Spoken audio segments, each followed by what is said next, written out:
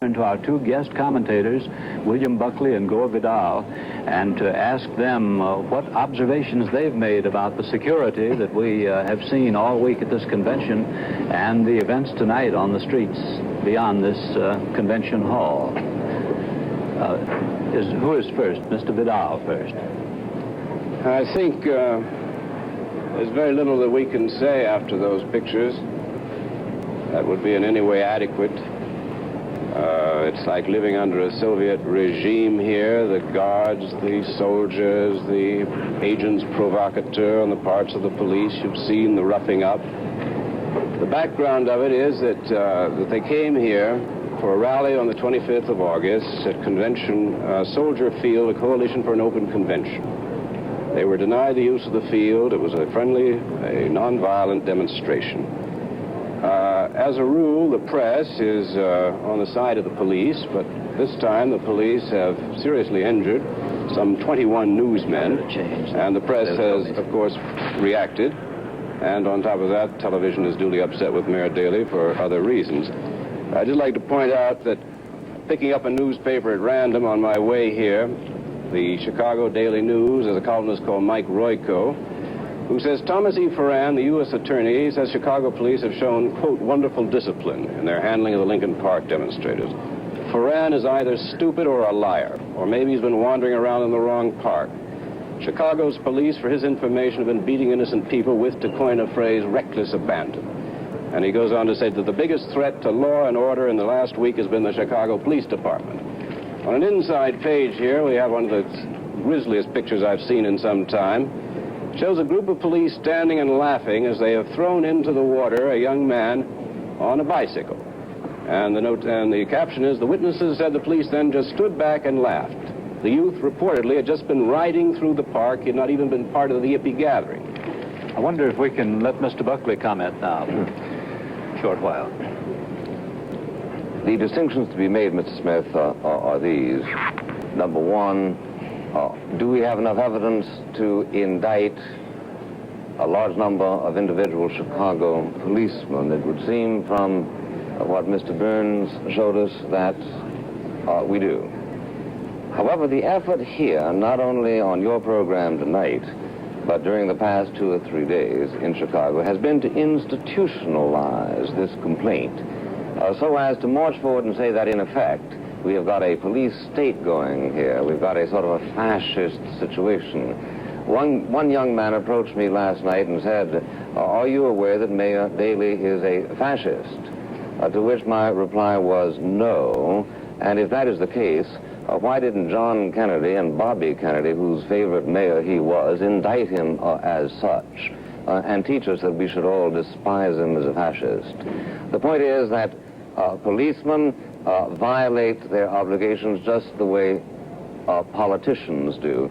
If we could all work up an equal sweat, and if you all would be obliging enough to have your cameras handy, every time a politician commits demagogy or passes along a graft for bribes, or every time a businessman cheats on his taxes, or every time a labor union beats up people who refuse to join his unions, then maybe we could work up some kind of impartiality and resentment. As of this moment, I say, go after those cops who are guilty of unnecessary brutality. Develop your doctrine of security sufficiently so that when you don't have as many cops as you should have had, for instance, in Dallas in November of 1963, you don't go and criticize the FBI for not having been there, for not having taken sufficient security measures. But don't do what's happening here in Chicago tonight, which is to infer from individual and despicable acts of violence a case for implicit totalitarianism in the American system. Mr. Vidal. I should say that the issue was, of course, go after the bad cops. There are good cops as well as bad. But there is a more important issue here, a constitutional issue, and this is going to be repeated across the country. We have the right, according to our Constitution, of freedom of assembly. And if you want to hold a meeting for a peaceful purpose to demonstrate, you have that right. That right was abrogated by Mayor Daley, by his administration, by the Cook County Sheriff Joseph Woods. These people came here with no desire other that anybody's ever been able to prove than to hold peaceful demonstrations. I can prove it. How can you prove it? Very easily, by citing the recorded words of Mr. Hayden of the SDS, of Mr. Rennie Davis of the Coordinating Committee, whose object has been to, quote, break down the false and deceptive institutions of bourgeois democracy sufficient to set in a revolutionary order. Anybody who believes that these characters are interested in the democratic process is deluding himself. I was 14 windows above that gang last night. These sweet little girls with their sun-decked dresses that we heard described a moment ago, and the chant between 11 o'clock and 5 o'clock in this morning from 4,000 or 5,000 voices was sheer utter obscenities directed at the President of the United States, at the mayor of this city, plus also the intermittent refrain, quotes, ho, ho, ho, Ho Chi Minh, the NLF is sure to win. This is their way of accosting American society concerning their brothers, their sisters, their uncles, their fathers who are being shot at by an enemy to which, wrongly or rightly, nevertheless, we are fighting. I say it is remarkable that there was as much restraint shown as was shown, for instance, last night by cops who were out there for 17 hours without inflicting a single wound on a single person, even though that kind of disgusting stuff was being thrown at them and at all of American society. Our reporter, Jim Burns, said there ought to be a different way to handle situations like that. I wish he would invent it. Why don't you ask him next time, maybe tomorrow, to tell us how to handle it, because I'm sure the Republican Party and the Democratic Party would form a joint platform which would suggest how to do it. Every time we develop an instrument like mace, for instance, the purpose of which is actually to stop a situation when the law is on the side of stopping it without rendering permanent injury, that everybody goes hog mad at its use. What are we, in fact, supposed to use when they break law and order as handed down by judges? The right to assembly is not absolute. The Supreme Court has ruled several occasions. Let's let Mr. Vidal have a chance. The right of assembly is in the Constitution, in the Bill of Rights. Nothing on earth is absolute. Right. We live in a relativist world. Right. However, it is the law, it is the Constitution, and let us have no more sly comments in your capacity as the enemy of the people. By the way, you've got an invitation this afternoon I haven't passed on to you from Norman Mailer, our mutual friend who was out there, as was I on Monday night. And he said, you tell Buckley to come out here. He might be very interested to see how his beloved police are behaving. How was that? They are, you know, you said you were on the 15th floor. I don't believe you were there. And furthermore, when you start quoting Tom Hayden, and the other leaders of the New Left who were involved in this, I suggest you get the quotes right. They are talking about revolution. They are not talking about bloody civil war, as you would indicate. Yeah. Well, until you get the exact quotes, your well-known all you do is violate the law, your distortion. And leave it to somebody else. It is no violation of the law to freely demonstrate, as you well know. Now, wait a minute. The law is not something that you make up. No, it's something in the Constitution that you cannot interpret. They came here for free assembly. They came here to demonstrate against the Vietnam War, which you happen to love. I'm sorry for that. They have not been allowed to hold a meeting in Soldier Field, which they should have had, could have had, would have had a peaceful demonstration. Instead, the police, fired by Mayor Daley and by a lot of jingos around here, have been roughing up everybody from the press to the delegates to the kids out there, and you are to sit here by and talk about order. Well, I'm going to talk to you about what the Supreme Court says, including Oliver Wendell Holmes, whom presumably you also despise. But the first relevant decision 110 years ago says that the demands of rights of assembly are not absolute in the sense that, for instance, there is no obligation on the part of the city of Chicago to allow all these people to come into this amphitheater and demonstrate. An extension of that piece of common sense shows the wisdom and the correctness of the federal court and the Supreme Court in the past to say that you cannot arrange a demonstration in such a way as to interfere with other people's freedoms. Mr. Burns admitted a moment ago that these people were interrupting the freedoms of people to cross the street, for instance. Freedom of the people to cross the street. They were given a license to demonstrate at a particular moment. However, when they were in the parks on Monday night when I observed them, I watched the police come in like this from all directions, standing. They were sitting there singing folk songs. There were none of the obscenities which your ear alone seems to have picked up.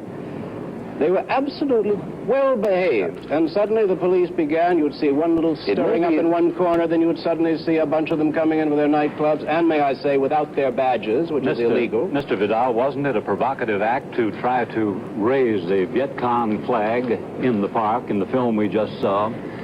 Wouldn't that invite... raising a Nazi flag in World War II would have had similar consequences. You must realize what some of the political issues are here, that many people in the United States happen to believe that the United States policy is wrong in Vietnam, and the Viet Cong are correct in wanting to organize their country in their own way politically.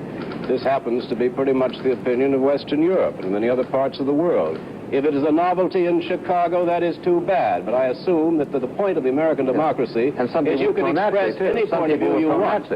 Shut up a minute. No, I won't. And some people were pro-Nazi, and the answer is that they were well treated by people who ostracized them, and I'm for ostracizing people who egg on other people to shoot American Marines and American soldiers. I know you don't care. As far as I'm concerned, the only sort of pro-crypto-Nazi I can think of is yourself. Failing that, I would only say that we can't have... Now listen, you the right of assembly. Stop calling me a crypto-Nazi. Let's stop calling names. I'll slap you in your goddamn face, and you'll stay plastered. Gentlemen, let's... Bill. Let the author of Myra Breckenridge go back to his pornography and stop making any allusions of Nazism to somebody who was in infantry in the last war. You were not in the infantry, as a matter of fact. You didn't fight in the infantry. You were not. Now you're distorting your own military record. Mr. Vidal, what happened at Sharon? Wasn't it a provocative act to pull down an American flag and put up a Viet Cong flag, even if you disagree with what the United States is doing? It is not a provocative act. You have every right in this country to take any position you want to take because we are guaranteed freedom of speech. We've just listened to a rather grotesque example of it. Now, let's not talk at the same time. Mr. Buckley. Certain acts that are lawful are nevertheless provocative. I'll give you an example.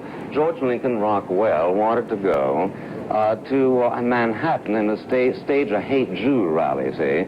Now, Mayor Wagner said, no, you can't. Yeah. Now, some people, the American Civil Liberties Union, said, well, George Lincoln Rockwell has got a right to go there under the Constitution. All right, theoretically he has a right, but there is no question that it would have been provocative. I, for one, have to confess that I would have been discreetly on the side of people who threw tomatoes and maybe something even a little tougher at George Lincoln Rockwell. Now, here's an example of a right, but nevertheless, as you point out, a provocation. One doesn't go to Manhattan and come out in favor of Buchenwald. I think that the whole point of the American system is, and this is something that a lot of people don't understand, that the reason we succeed as a society is because we exclude certain things. We exclude genocide. We exclude class hatred. We ought to exclude it. And whether it's fighting a Maddox here or fighting people who come out in favor of Ho Chi Minh in Lincoln Park, the whole purpose of American society is that we're in favor of people who want to be free, not in favor of people who want to despise anybody else or commit America to genocidal policy. Mr. Vidal, you... What more to say on the subject? I think we've seen is there not the passions of Mr. Buckley on this issue, the infantry warrior, which he never saw a shot fired in anger.